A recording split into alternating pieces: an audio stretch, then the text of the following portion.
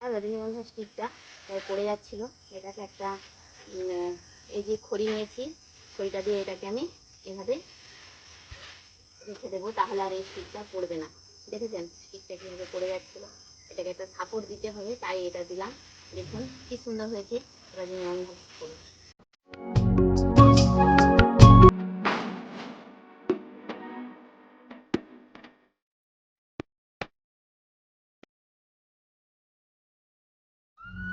দেখেছেন দুটো হয়েছে ফুল, দেখুন কি সুন্দর দুটো ফুল হয়েছে, মানে দুটো স্টিক। আর সত্যি কথা বলতে এই যে এত সুন্দর একটা ফুল কিন্তু বাগানে থাকলে মনটা কিন্তু ভরে যায়। দেখুন কি সুন্দর ফুল, দেখেছেন কি অসাধারণ লাগছে না?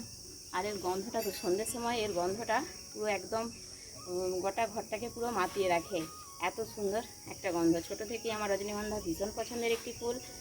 আর মানে আমি সবসময় স্টিক কিনে ফুলদানিতে রাখতাম, এখন আর কিনে না, এখন নিজের বাগানেই হচ্ছে। দেখুন কত সুন্দর।